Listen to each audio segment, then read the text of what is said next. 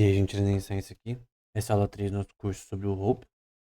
E agora a gente vai falar sobre um capítulo do livro dele sobre esse tema, mas que foi separado no Instituto Mises como um PDF separado, né? Que é social-democracia, só fala desse tema. Eu escolhi falar desse tema porque ele é menor, né?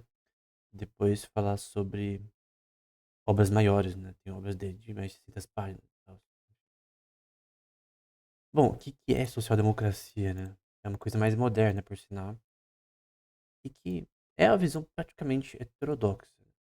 Então, o keynesianismo, por exemplo, neoclássico, de certa forma, ele tende a isso. É chamado de caminho do meio por Mises, né? Tem um livro dele, né? Uma série de palestras, que fala o caminho do meio leva ao socialismo, né? E a ideia é exatamente essa, né?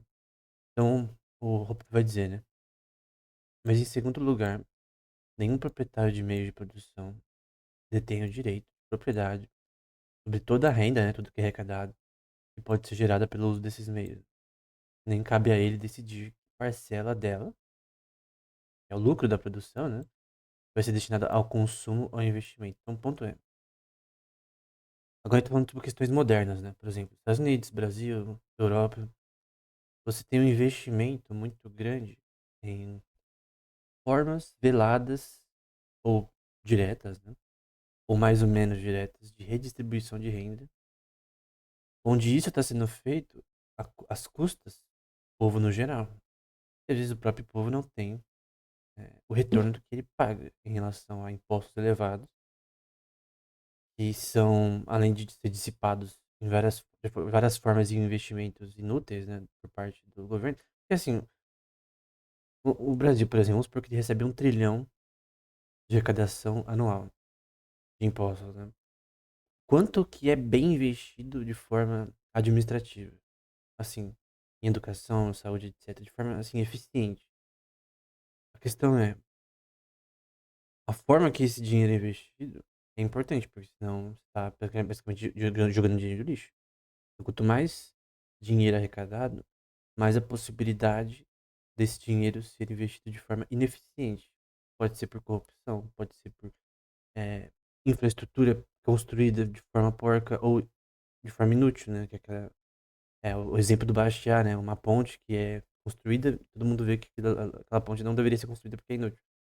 Poderia ter sido investido em outras coisas e coisas do tipo, né? E essa verba, né, é redistribuída no governo federalista de forma muito mais ineficiente ainda do que num confederalismo, que a gente vai ver mais posteriormente, em outra aula. É, em vez disso, né, parte da renda proveniente da produção pertence legitimamente à sociedade, né? Então, o ponto é como que você pode pegar uma grande parte, na forma que, por exemplo, o imposto no Brasil é associado a consumo, né? Como tipo, tu basicamente tem uma elite política que ela defende o direito dos mais pobres, mas ela cobra impostos sobre territoriais, o que na minha opinião é imoral. Nem é minha opinião, porque do ponto de vista lockeano é imoral por design. Então, um jurista que diz que IPTU não é imoral, questões de filosofia de direito, está equivocado, né? Do ponto de vista de filosofia do direito, o imposto de uma propriedade não tem lógica, que você está basicamente taxando algo que não pertence ao Estado, né? Pertence à pessoa do ponto de vista de propriedade privada. E do ponto de vista, se você estudar a história da sociedade, da formação de propriedade daquela terra, até no Brasil em relação à colonização, não tem como você taxar algo que não é seu, tecnicamente. Nesse sentido de propriedade privada. Específica de terra, né? Com base em ideais de igualitarismo ou justiça distributiva, né? Então, essa noção de igualitarismo ele vai dizer muito em outro livro também, uma ideia central, né? E eu vou dizer que, quais são os pormenores disso, né? Deve ficar claro a partir dessa descrição que, ao contrário da impressão que o socialismo de estilo, entre aspas, social-democrata visa, criar no público, a diferença entre ambos não é de natureza categórica, né? Não é que simplesmente você tem entre o social-democrata e entre o próprio Ah, acho que o Guedes falou que era meio que social-democrata de certos aspectos, né? Num podcast com o Flow, né? Então, chicaguistas, no geral, eles tendem a ser parecidos com isso na prática, né? Mas não é uma questão categórica, é uma questão de grau. O que significa?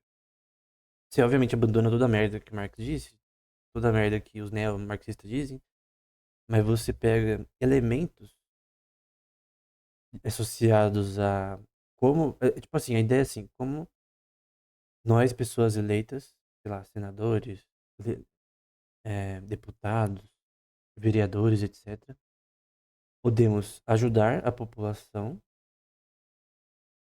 com o dinheiro dela mesma. Porque se você pensar em pensar, qual que seria a forma mais interessante, assim, mais lógica de fazer uma, entre aspas, justiça redistributiva, né? Não seria cobrar menos impostos, porque basicamente, vamos supor, a ideia é, por exemplo, a ideia do Friedman, que é muito conhecida dele, dos chicaguistas, né? Sobre redistribuição universal, né? Renda universal. Que é uma ideia totalmente horrível, né? Não seria mais fácil você fazer essa, entre aspas, renda universal, cobrando menos impostos e permitindo que as pessoas consumam mais através de terem mais para gastar em relação ao que elas já produzem, honestamente? Então você tem uma redução, assim, redução significativa, sei lá, vamos supor, de 33% de todos os impostos possíveis e inimagináveis de consumo, associado à propriedade, etc. Já é uma coisa, assim, já ajuda, né? E já, você já dá dinheiro para as pessoas, ao não tomar delas. Então, de certa forma, essa é a forma de redistribuição. E por sinal, você arrecada mais. O governo arrecada mais quando ele cobra menos impostos, porque isso gera um ciclo associado a calendários de produção e demanda diferentes, né? Basicamente, as empresas têm mais incentivo para produzir. Tem empresas que vão à falência por causa de impostos, né? Mudanças de impostos e tem empresas grandes que elas são beneficiadas por terem lobby, né? Permitem que elas paguem menos do que empresas de médio ou pequeno porte. Então, na verdade, as grandes empresas elas estão mais fechadas com o Estado do que a maioria das pessoas pensam. E a ideia é, tipo, é, como se o- os democratas fossem a favor, não, vamos taxar os ricos e tal. Não faz sentido, porque basicamente muitas dessas empresas, não todas, tá? Grandes, elas estão fechadas com o Estado também. Então, enfim. Agora, esse é o exemplo. Os gastos dos Estados Unidos em segurança social. Eu gosto muito desse tema porque eu fiz um curso de microeconomia, que foi o primeiro que eu fiz na minha vida, uns anos atrás. E o professor, ele falou muito dessa questão, né? Sobre o custo de um estado do país, né? Dos Estados Unidos, em relação a coisas como, por exemplo, cigarro, né? Então, quanto cigarro custa para subsídio de medicina na área médica, né, para os Estados Unidos? Porque tem um custo. Porque as pessoas fumarem cigarro leva eventualmente a um custo médico. E esse custo médico, quando é subsidiado, é pago pelos Estados Unidos, pelo país. As pessoas falam assim, não, mas nos Estados Unidos não tem SUS. Sim, nos Estados Unidos não tem SUS. Tem um serviço médico totalmente estatal, né? Mas tem subsídio. Que é quase a mesma merda, porque basicamente tu tem hospitais privados que o governo paga pra você ter cuidado médico. E isso gera uma disfunção de preços em relação ao mercado privado, né? Porque, cara, desculpa, na maioria das situações as pessoas se enganam, vão pro mercado privado, pro hospital privado. Então, hospitais públicos são bons também, mas a questão é. A questão não é o que tá acontecendo, a questão é o que isso causa, né?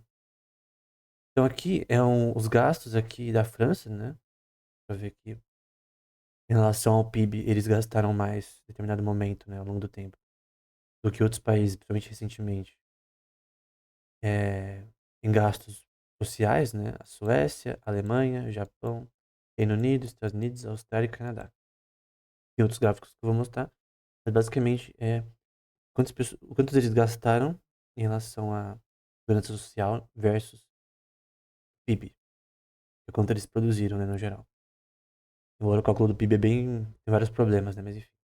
Não tem a questão de depreciação e questões mais relevantes, mas enfim. Aqui também é a mesma coisa, né, que o benefícios sociais agora batem, estão em paridade, né, com metade dos gastos do governo dos Estados Unidos. Então aqui é o gasto dos Estados Unidos, tá? Então dá pra ver aqui que Social Security essa parte. Então grande parte esse Social Security são várias coisas. Pessoas com alguma debilidade, algumas pessoas em diversas situações diferentes em que a legislação permite que eles tenham acesso a essa segurança social. Isso aconteceu no século passado. eh, Foi, assim, sistêmico, mas gradativo, né? Essas visões de segurança social, que são um aspecto democrata, foram colocadas há um tempo. A questão é, óbvio que todo mundo, qualquer ser humano normal, acha bom que as pessoas recebam ajuda, caso elas precisem, e de forma honesta, né? Sem nenhuma fraude, etc. Todo mundo estaria bem com isso, né?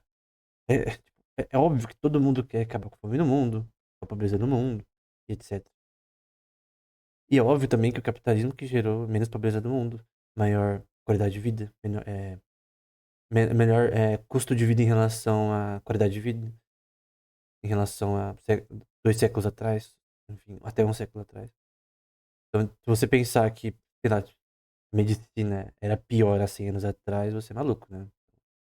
Você consegue ter acesso a mais qualidade de vida por mais tempo, melhor hoje em dia, pelo aumento do conhecimento humano, etc. Só que a questão é, esse aumento de prosperidade veio através da segurança social? Não. A segurança social ela não resolve o problema. Ela lida com o problema. E até então, tudo bem, ela lida com o problema. Tem pessoas beneficiadas que é, foi algo bom para elas. Mas a questão é, de onde vem essa grana? É uma produção do próprio governo? Porque se fosse, tudo bem, cara. Creio que é totalmente normal. A questão, qual que são os efeitos que isso gera?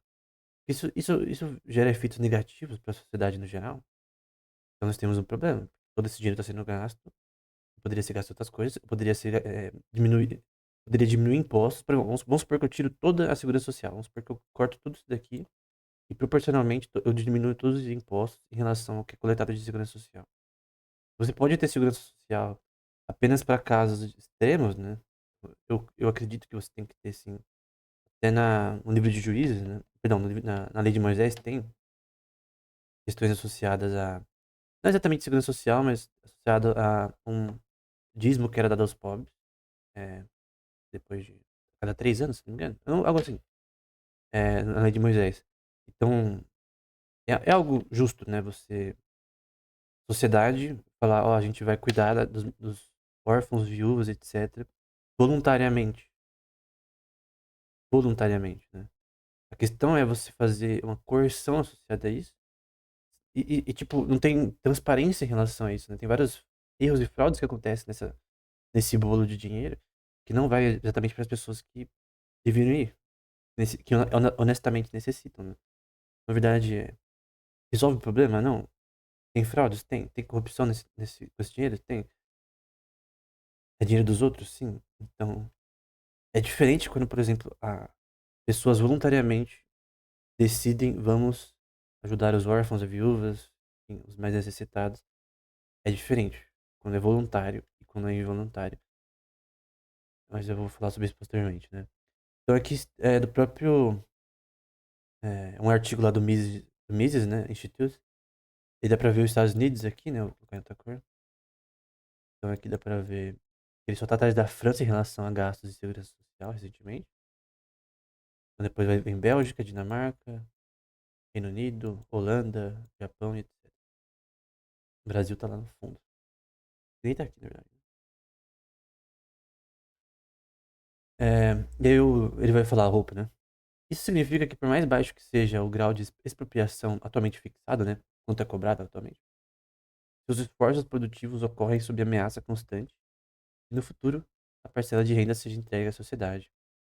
e aumentado unilateralmente, né. Então a ideia é a seguinte, né, é óbvio que você teve tipo, é óbvio que o social-democracismo é menos pior do que um comunismo, por exemplo, ou um socialismo.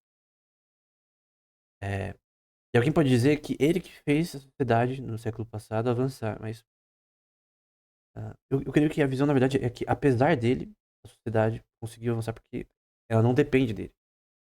A verdade é que a tecnologia permitiu e conhecimento, né, na genética, na agricultura, na medicina, etc. Na neurociência, eles avançam em relação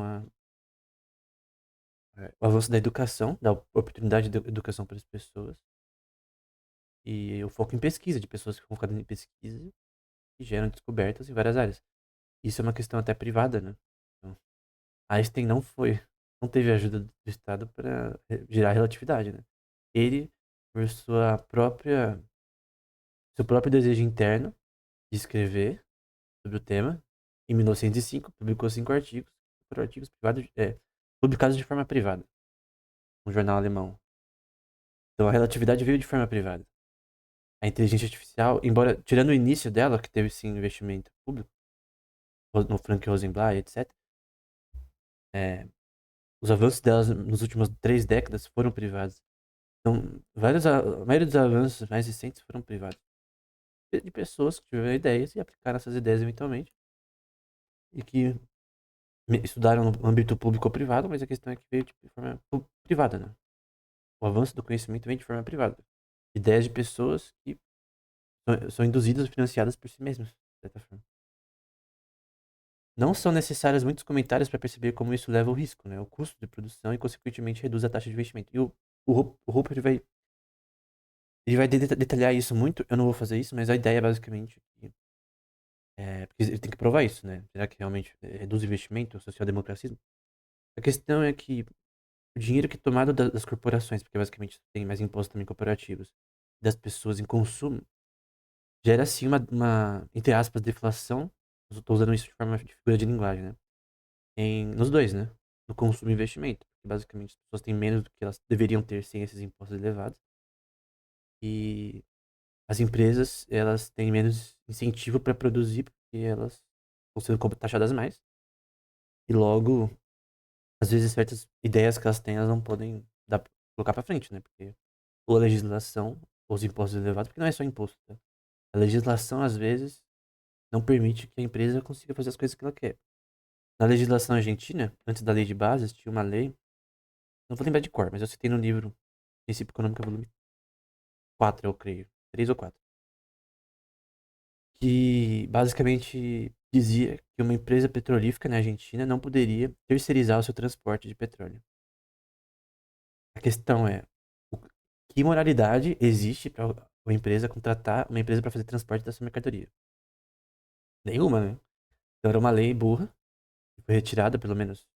Não sei se foi retirada mesmo, mas a lei de base lá do Milei, eles retiraram, né? Não sei se foi retirada mesmo, se foi aprovada ela especificamente. Mas a ideia é essa, né? Por que você faz isso, cara? Não tem lógica. Pô. Eu não posso terceirizar um serviço que pra mim é mais custoso do que terceirizar. É, tipo, a Netflix terceiriza servidor pra Amazon, então não tem como. Então não tem lógica, né? Enfim. Aqui, segurança social, isso aqui é um fato, tá? Então, assim, aqui uma coisa boa da segurança social, ela diminuiu a pobreza na terceira idade, né?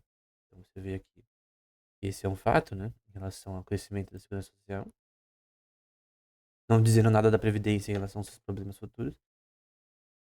Agora, aquilo é verdade. Poderia ser um ponto a favor. Agora, um ponto que não é a favor. Por exemplo, aqui é os gastos em welfare, que é basicamente segurança social. Outro termo para isso. Em inglês. Na prática significa isso, né? E você vê o crescimento aqui nos gastos de segurança social.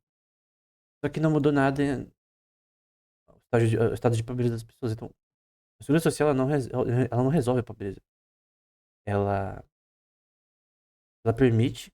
Assim, ela nem permite. Ela permite que as pessoas que têm acesso ao mesmo em em suas infinitas formas de que você pode receber algo desse tipo, é, tenham acesso a esse recurso e gastem da forma que precisam ou desejam, né? Mas em si não gera mais produção. Por razões óbvias, né? Tipo, dá dinheiro pra uma pessoa, ela vai gastar do jeito que ela quiser. É tipo o auxílio emergencial, né? De pessoa que gastou em roupa, foi pro shopping, assistiu um filme, enfim. Assim, tu deu pras pessoas, você achou que as pessoas iam investir na bolsa, cara? Primeiro que nem deveria ter dado, né? Do ponto de vista lógico, né? Do ponto de vista lógico. É, enfim. Foi uma questão chicaguista, né? Do Guedes, essa questão do auxílio, né? Na pandemia. E gera inflação, né? Porque basicamente tem uma injeção de dinheiro na economia. Não, sem produção. Mas temporária, né? Como consequência, haverá relativamente menos produção. E óbvio, né? Investimento. Só que eu não acho que seja pra tanto, né? Mas no geral, não muda nada. Então, caso ele tiver errado aqui, que realmente gera menos produção e investimento, no geral não muda nada. Seria mais fácil você tirar, não tudo, eu não tô falando que tem que tirar todo a segurança social, mas a maior parte, somente as que tem fraude, as que são inúteis e tal, e diminuir impostos, principalmente. E também mudar a legislação e permitir mais liberdade às empresas. Naquele exemplo que eu falei, né? Porque tinha uma lei na Argentina que não permitia terceirização de transporte de petróleo. Não tem lógica. Então você tem que mudar a legislação também, né? Não adianta ser só diminuir impostos, né? São várias mudanças que têm que ser feitas. Então, o nível absoluto de produção e riqueza ainda possa aumentar. Haverá relativamente mais lazer, mais consumo e mais trabalho paralelo. Portanto, no cômputo geral, na computação geral, o empobrecimento relativo. Acho que nem isso, né? É literalmente fica a mesma coisa. Não é nem que tem menos investimento. Porque você vê que a taxa de investimento vem aumentando ao longo dos anos, depois de 2008, e também no século passado. Pô, o Social Security, o Seguro Social, ela não afeta quase nada. Ela só. O que ela afeta de fato é o fato que se ela não existisse e menos impostos fossem cobrados, as empresas teriam mais respiro para fazer certas ideias que elas queriam realizar, o preço de produto poderia diminuir e haveria mais consumo.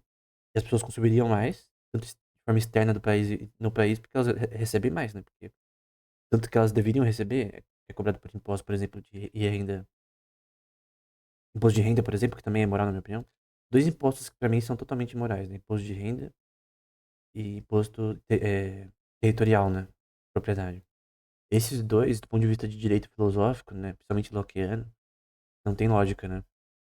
A não ser que, por exemplo, vamos supor que o Estado desse casa para as pessoas que o mesmo construiu com o seu próprio dinheiro e desse para as pessoas, de graça. Nesse caso, ele seria dono. Bem, quando, por exemplo, o faraó ficou rico lá em Gênesis, né? Na época de José, ele comprou todas as terras dos egípcios, aí ele tinha direito, até do ponto de vista lockeano, de cobrar impostos. Porque ele literalmente comprou a propriedade privada em terras dos egípcios. No Baixo, Médio e Alto Egito. Não sei se totalmente. Acho que em todo o Egito. É dividido dessa forma, né? Só que no mapa é o contrário, por sinal. Confunde. Quando eu fiz curso de egiptologia, confunde a mente um pouco. E eu fiz por causa de questões bíblicas, né? Porque é importante para estudo do Antigo Testamento. Mas o grande ponto é que, é, nesse caso, ele tinha direito de cobrar o quinto, porque ele comprou a terra. Agora, por exemplo, o Brasil foi colonizado. De quem é a terra? De ninguém, cara. Dos indígenas, onde eles estão, onde eles misturaram com a terra, trabalham com a terra. E na parte onde tinha só mato, é de ninguém. E quem construiu a casa ali primeiro, etc., foi sequencialmente vendendo ou herdando a casa, é da pessoa. Então, você não pode simplesmente, eu colonizei esse país, toda a terra, todos os átomos desse país agora são meus. Por quê, cara? Não tem lógica. A função do governo é apenas fazer leis, não é ser proprietário das terras. É a mesma coisa ilógica quando a coroa inglesa tentou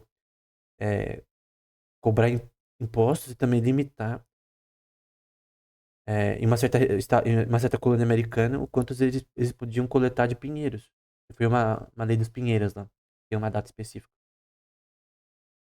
Então, cara, como alguém do outro lado do oceano diz que ele tem o direito de taxar pinheiros do outro lado do oceano e o quantas pessoas podem coletar de pinheiros se que eles não estão lá e eles não fizeram nada. Eles simplesmente dizem, é nosso. Simplesmente dizem. A gente enviou pessoas, de fato, o governo enviou pessoas pra lá pra colonizar o país, mas do ponto de vista lockeano, eles não misturaram trabalho com a terra. Ninguém ali do parlamento fez nada. Eles só simplesmente falaram, não, é nosso. Mas não é de vocês, como de vocês? Land grants, por exemplo, que era direito de terra pra certas pessoas, amiguinhas lá da coroa inglesa. Como que eles dão direito de terra pra pessoa, sendo que a terra não é deles? Então, tipo, como assim você simplesmente. Por exemplo, vamos supor que eu sou Colombo, né? Eu piso nas Américas, automaticamente eu colocar os pés nas praias das Américas, eu sou o dono de todas as Américas. De toda a América do Norte, por exemplo. Toda a área que hoje é dos Estados Unidos. Não, cara. Simplesmente. Essa noção de, tipo, imposto de propriedade só faz sentido quando há de fato uma compra por parte, vamos supor, do governo. No caso do governo dinástico de, do faraó bíblico, né? Eu creio a Bíblia sendo inerrante, historicamente verdadeira, que é o que eu creio, né? De forma absoluta. Que realmente aconteceu, então, nesse caso, seria justo. E é de fato que ele não cobrava impostos territoriais antes, porque basicamente não tinha o quinto antes. Então o quinto só foi cobrado naquela época, no governo dinástico daquele faraó específico, da época de José, biblicamente, porque ele comprou as terras. Porque as pessoas venderam as terras para ele, porque ele tinha comida e os outros não. Então, durante muito tempo, a ideia de longe mais popular para implementar o objetivo político geral do socialismo, chamado de social-democracia, foi a redistribuição de renda monetária por meio da tributação da renda. Então, você cobra mais as pessoas, toda a sociedade para dar para quem você quer decidir dar. Ou de imposto geral sobre vendas e incidentes sobre produtores, né? Imposto de consumo. Uma análise dessa técnica específica ajudará a esclarecer o nosso argumento e evitar alguns equívocos, né? Eu vai falar isso aí. E tem a questão que é muito comum, né? No Instagram eu vejo muita pessoa falando sobre isso, né? Cara, sabe o que é estranho? Eu, eu lembro de uma passagem de Sócrates, que ele diz que a gente começa a ver a tirania quando as pessoas começam a taxar os ricos, né? Então, tirando primeiro, ele luta contra os ricos. Isso também, né, do ponto de vista histórico, eu só que estava citando a questão da. Quando a Grécia perdeu a guerra do Peloponeso, né? E a tirania dos 30, né? Basicamente, você tem um evento realmente importante até. Basicamente, tu tem isso, né? Porque, primeiro, os tiranos eles têm que agir contra as pessoas que têm mais poder. E também os ricos são os que eles também têm mais poder, as principais famílias e tal. Então, qualquer tirano, ele, exatamente, ele tem que agir contra os ricos primeiro. Na Rússia foi os kulaks, por exemplo. As pessoas que têm mais grana, você tem que lidar com elas, né? Porque elas têm certo poder, de certa forma, né? Então, é um ponto, né? Assim, o socialismo social-democrata, motivado por um zelo igualitário, inclui a riqueza privada em seus esquemas de políticas e também a tributa, né? Cobra impostos, impondo em particular um imposto sobre heranças para dissuadir o clamor. E, assim, se alguém realizou uma riqueza honesta, porque tem que ser punido por isso, né? Vamos supor que alguém morava embaixo da ponte e ele começou a achar livros no lixo, começou a estudar, né? Fez uma faculdade, foi começou cedido, criou uma empresa, virou CEO de uma empresa importante, multinacional, e agora ele é rico, né? Várias pessoas, elas, assim, são, assim, cara, a não ser que você seja um ser onisciente, né? Você não poderia dizer o contrário, né? Tem muitas pessoas que simplesmente enriqueceram de forma honesta, né? Ah, não me diga, né? É, e não tem nenhum problema com isso, né? Então, em que há um problema nisso? Que todo mundo fique pobre, né? Não tem lógica, né? Então a ideia por exemplo, taxa progressiva. Infelizmente o Buffett, eu já vi ele falando a favor disso, né? Cara, a taxação progressiva da renda, por exemplo, é basicamente você pune pessoas quando elas são mais bem-sucedidas. Elas estavam na merda, elas começam a melhorar, por exemplo. ganham acima de 5.000, sei lá, alguma coisa assim, porque se esforçaram por anos, e agora tu tá punindo elas, cobrando mais de 20% do que elas ganham. Agora me diz, isso é lógico? Isso simplesmente é auto-evidente no direito, é, na filosofia de direito? Cara, se você dizer que sim, você é maluco, cara. Essa é a ideia, né? É uma questão de direito também, né? Sobre o socialismo social-democrata, por outro lado, o controle social sobre renda produzida privativamente é, na verdade, parcial, né? Então você tem uma economia girando, você tem, de certa forma, liberdade comercial, mas você tem uma limitação dessa liberdade comercial que afeta, assim, o avanço da economia. Então você está pondo barreiras. Assim como a coroa inglesa colocava barreiras nas colônias americanas em relação à sua própria prosperidade, agora o próprio Estados Unidos coloca barreiras na sua própria sociedade, o que é contraditório, né? Isso é que os antifederalistas falavam, né? Em relação ao modelo da Constituição federalista, foi enunciada pelos Estados Unidos eventualmente, né? Tem muitos erros na Constituição americana, né? Por mais que ela seja boa, ela, assim, é uma das melhores constituições, se não, constituições, né? Ou a melhor constituição atualmente, né? Das que eu li poucas, né? Eu li algumas eu li da França, eu li da China. É, tem outras que tem que ler, né? Mas o ponto é que é, ela foi a base de todas as constituições. A Constituição americana. Muito inspirada em Montesquieu, muito inspirada em Blackstone, também em alguns aspectos. E os antifederalistas lutaram para ter essas questões, como direito ao júri, né? Em casos civis. Eu vou falar sobre isso no artigo futuro, né? Eu já estou escrevendo. Mas o ponto é que é apenas parcial, né? Isso é uma coisa que, infelizmente, a Constituição não previu, né? Quem fez a Constituição não tinha bola de cristal também. Então, esse é um ponto, né? Aqui é um exemplo do subsídio médico nos Estados Unidos, né? Pessoas que estão inscritas nele e pessoas no nível de pobreza, né? E você vê que, em si, o mesmo não muda a riqueza das pessoas. Então, toda forma de segurança social, ela não muda o estado atual das pessoas em relação à pobreza, né? Então, aqui é health insurance, que é basicamente seguro médico, que é talvez um dos produtos de seguro mais importantes, que é totalmente justo, né? Naturalmente, é extremamente importante. Aí você vê aqui na forma de subsídio, pessoas que não têm seguro e, e compra direta, né? Então você tem que. Uma grande parcela, não toda, tá? A maioria ainda vem dos Estados Unidos de empresas que concedem seguros, né? Tem os hospitais têm uma. Até hoje, no Brasil também tem. Você trabalha numa empresa, ela te dá o seguro. É uma relação entre hospitais permite que hospitais tenham um fluxo de capital para eles contínuo, né? É, de pagamento para eles de seguros médicos, né? Então, quando você precisa, você vai lá e faz o que você tem que fazer, né? Tá, você tá resfriado, você já vai lá e seguro cobre, né? Enfim. Então, basicamente, essa ideia é genial, por sinal. E. Então, tipo, nos Estados Unidos não tem SUS, mas basicamente tem uma montanha de subsídios. Que é a mesma coisa, de certa forma. Só de forma mais eficiente, talvez, né? É, quando usam a causa errada para o efeito verdadeiro agora, né? Então, por exemplo, tem que. É, a taxa de pobreza diminuindo desde os anos 60 nos Estados Unidos. E o que estava sendo usado como esse artigo específico, né? É contra a minha visão, tá? Eles estão usando isso daqui contra a minha visão. É, e eles estão tentando dizer que uma das formas de segurança social associadas à pobreza permitiu essa diminuição também. Então a questão é, ele está dizendo que a formas de segurança social específicas dos Estados Unidos tiveram esse efeito. Você está assumindo uma causa errada do efeito. Normalmente, o que você vê a diminuição de pobreza nos últimos 2 séculos vem do avanço do conhecimento que permitiu maior produção. Alguns chamam isso de capitalismo.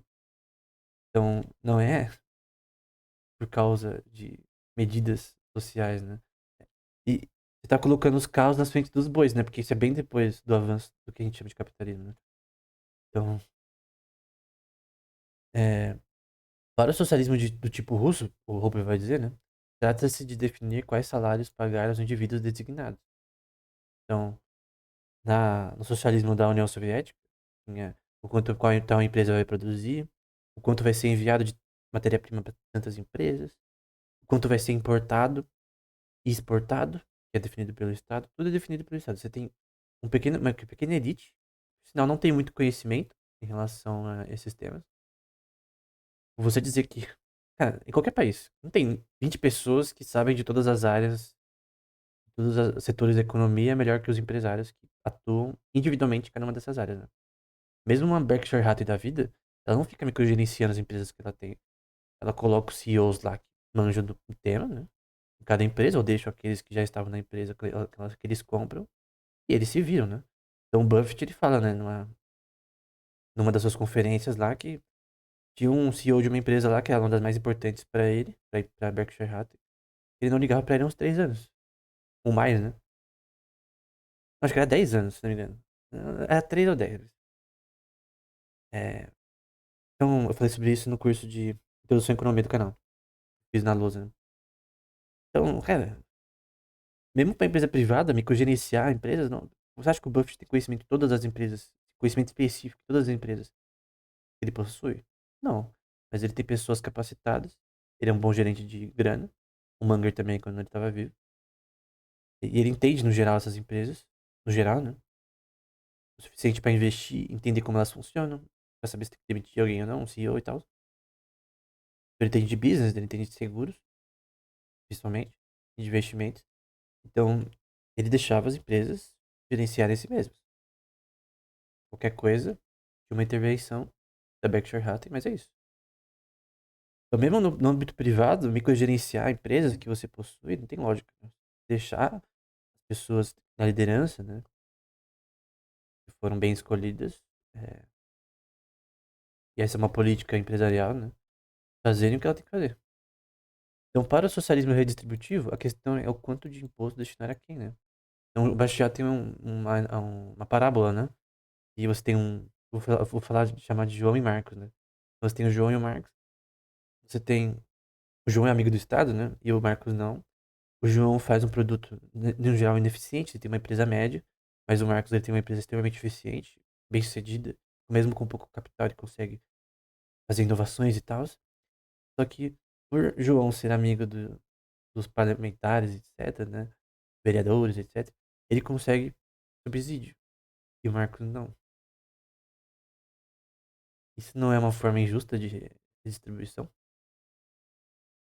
Por que o cara que é mais amigo de pessoas próximas ao parlamento, etc., ou ao sistema jurídico, ou toda a elite política, ele ganha e não quem realmente merecia, né? Quem escolhe quem merece?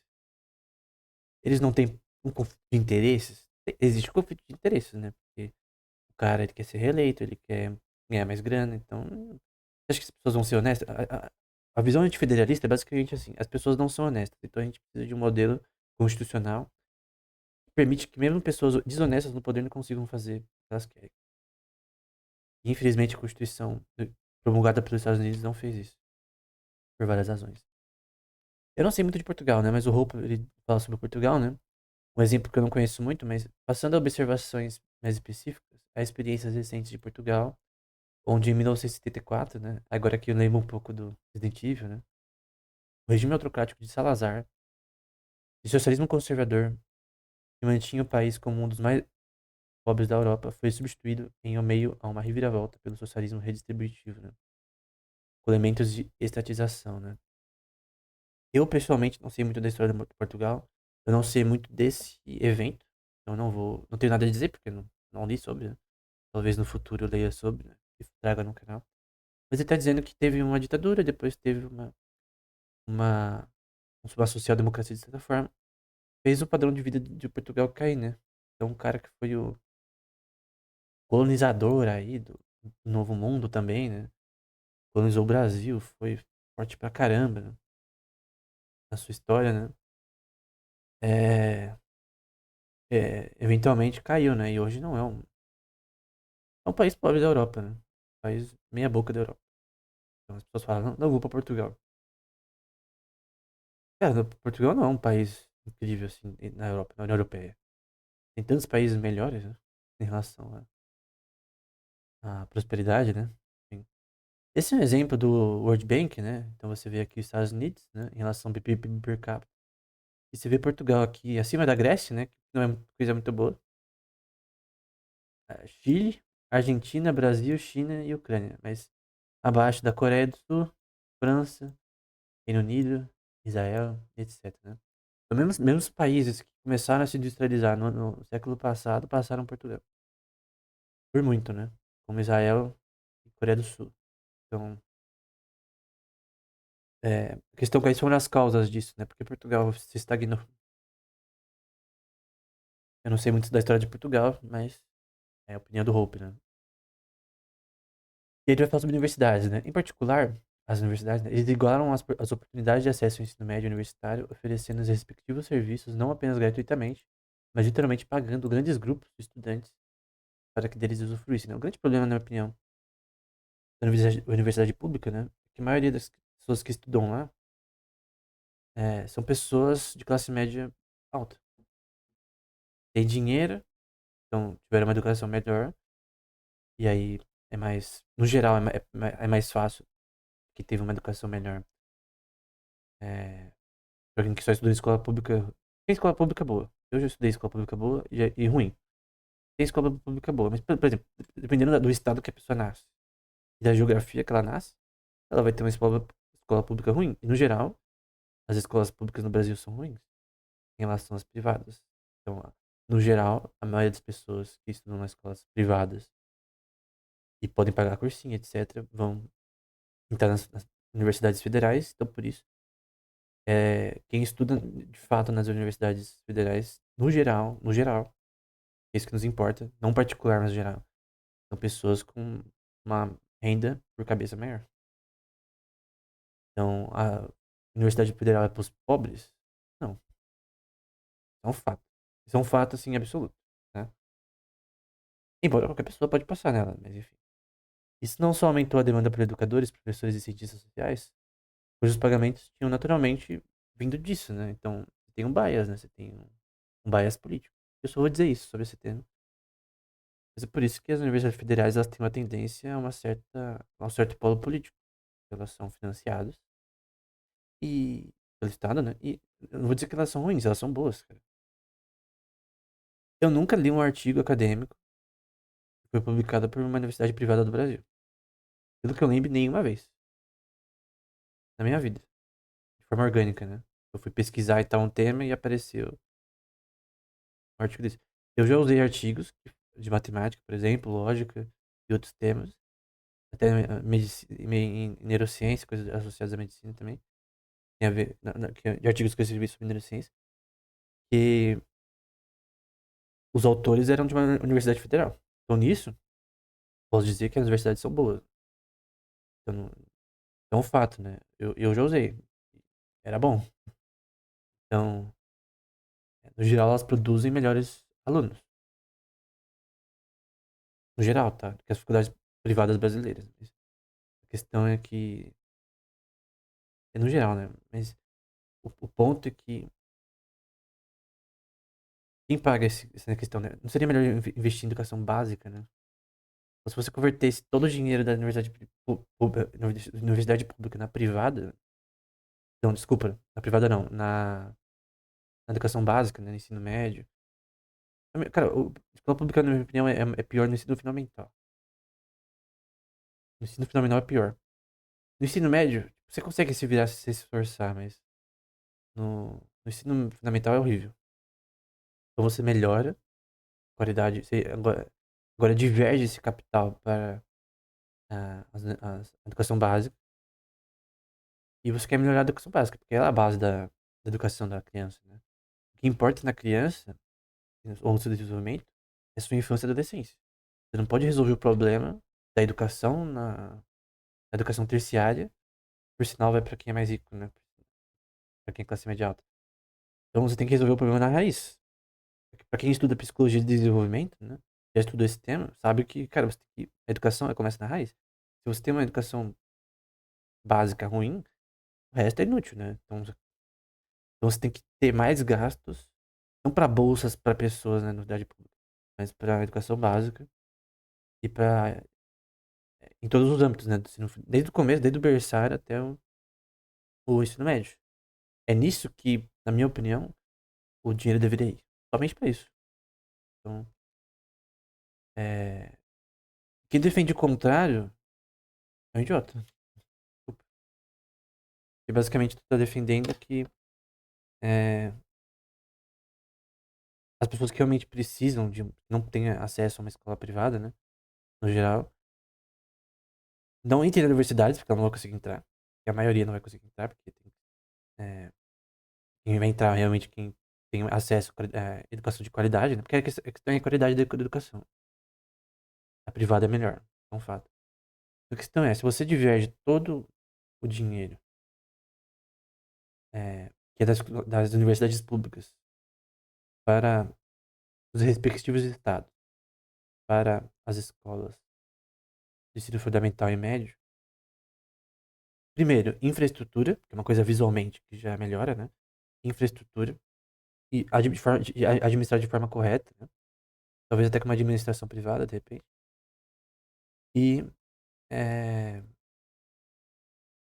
ensino de maior qualidade. Qual que é o ensino melhor de melhor qualidade? Os melhores professores, né? E bem pagos também, né? E além de melhores professores, melhor material usado, né? Então, até eu creio que, por exemplo, de forma privada, ter os melhores livros didáticos e tal. É que, tipo assim, por exemplo, eu vou dar um exemplo pessoal. Vamos supor que eu tivesse uma escola, né? Privada de ensino fundamental e médio. O que eu faria, né? Essa é uma ideia na minha cabeça só, tá? Ahn, no ensino fundamental seria a mesma coisa. Obviamente, eu tentaria fazer que permitisse o máximo de esportes possível, etc. Campeonatos internos, não precisa ser só externo. De todos os tipos de modalidades. É, no geral, uma educação normal. Não muito diferente da atual. Porém, da quinta série pra frente, aí eu creio que, não mudando muitas das coisas, ter livros textos próprios. Então, não depender de livros textos feitos por outrem, né? Mas ter livros textos de todas as matérias, escritas pela própria cadre da escola, né? Então, pelos próprios professores, né?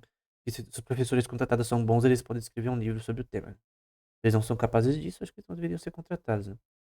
Então, os próprios professores escreveriam os livros que eles dão às aulas. Não precisa ser todo professor, mas que fosse produzido internamente e que o calendário também permitisse também ensino, principalmente de clássicos, né? Por exemplo, assim, tirando as matérias tradicionais, você tem ensino de leitura de clássicos, por exemplo, ler Platão, ler Aristóteles, ler Ovídio, ler clássicos, clássicos até de mitologia. Tipo, cara, o livro mais que eu achei interessante de ler na minha época de escola foi um livro de mitologia que eu achei legal de ler. Da mitologia, é, cara, até quadrinhos, cara. Eu creio que coisas que incentivam a ler e tem quadrinhos que tem também uma pegada mais. É, que é mesmo nível que literatura. Por exemplo, eu comecei a ler por causa de quadrinhos. Eu comecei a ler livros por causa de, eu comecei a ler os quadrinhos do Homem-Aranha, do 1 até o 100. E depois disso que eu comecei a curtir ler. Senão eu nunca teria lido nenhum livro por diversão, né? Talvez nem estaria dando essa aula, né? Não teria começado a ler a Bíblia, não teria começado a ler, eventualmente, artigos acadêmicos, livros. Eu começou lendo coisas que eu gostava, né? O hábito da leitura é muito importante. Então, influar esse hábito, né? Mas ter também clássicos, né? Não precisa necessariamente ter grego e latim, né? Mas é, ter uma educação diferente da que pelo menos eu tive, né? Que é mais, tipo... Você nem entende porque, tipo, por exemplo, por que você aprende matrizes, né? O professor não explica, né? Então você tem que ter uma coisa mais funcional, né? Em relação a coisas que eventualmente você pode usar na matéria que você vai escolher no futuro, né? Então, além de leitura dos clássicos, mais atividades extracurriculares em relação a esportes, em relação a escolhas que o próprio aluno faz do que ele quer estudar. Eu acredito que teria que ter mais tempo. Em vez de ter aulas, grande parte do tempo que ele ficasse na escola seria eh, de estudar por querer, né? Então, seria a ideia de toda a escola seria as pessoas entrarem ali porque elas gostam de estudar temas específicos, elas querem usar a biblioteca da escola, ou projetos guiados por professores exatamente para as coisas que o aluno deseja estudar no futuro, né? Então, o cara gosta de investimentos, então ele vai eh, usar a escola para fazer pesquisa e investimentos. Ele vai entregar trabalhos que não valem nota necessariamente em relação a esse tema. Então, é só uma ideia, tá? Não é tipo nada concreto aqui, mas é a minha ideia de que educação teria que ser uma coisa mais. Eu acredito, junto com o Vygotsky, né? As pessoas criticam às vezes eu porque eu gosto de Vygotsky, que é um russo, né? E você tem que ter o aluno aprender com o professor, se chama aprendizado supervisado, e o aprendizado não supervisado, né? É a pessoa aprendendo por si mesma. Então, meu professor de desenho fazia assim, né? Falava assim, né? O Luiz, né? Era um espanhol, estudando na Belas Artes, né? Ele nos ensinava, ó, assim se faz o rosto. Tinha lá o rosto, tinha que desenhar. Assim se aponta o lápis, era com estilete. Tal. Ele ensinava uma vez, depois a gente se vira. Tinha lá o livro, então ele nos guiava no que a gente tinha que fazer. E essa forma de aprendizado pra mim é melhor.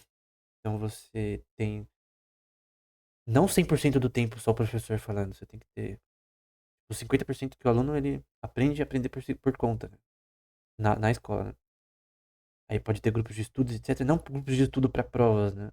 Ou para trabalhos que ele tem que ganhar nota, mas grupos de estudo para coisas que ele quer decidiu estudar. Então ele quer estudar investimentos, ele quer estudar história, ele quer estudar como se fosse uma pré-faculdade, né? Já estuda as coisas que ele quer. Ou não coercivamente, né? Aí você pode ir pra lá. Porque se o cara não quiser estudar nada, né? É, aí não entra nessa escola, né? E aí ele vai ficar parado lá na sala fazendo nada. Então você vai, tipo, além de você estudar os termos coercivamente, né? Que você tem que estudar por ser o básico, você escolhe temas que você quer, né? Então essa é a minha visão de educação, né? Então é menos só simplesmente o professor falando e também o aluno lendo o livro por conta, lendo, ele vai na biblioteca ler por conta, etc. Ele apresenta até para os próprios alunos é, as suas ideias naquele tema. O que ele escolhe, né? Todos os temas que existem, ele escolhe o tema que ele quer estudar e falar sobre, escrever artigos sobre, etc, né? Aí você pode falar, não, isso daí é muito utópico, né? Eu acho que não, né? Se a escola tem já essa premissa de admitir pessoas que apenas estão ali porque elas querem, né? Não estão ali porque é obrigada, né? É obrigada, né? Mas elas estão ali porque elas querem, né? Elas fazem o currículo normal. Só que grande parte do tempo é assim. Isso aconteceu comigo, né? Porque na minha escola do ensino médio, você tinha eletivas, né? Parte do tempo você estudava o que você queria. Tinha três temas, né? É, administração, biologia e informática. Eu escolhi informática, né?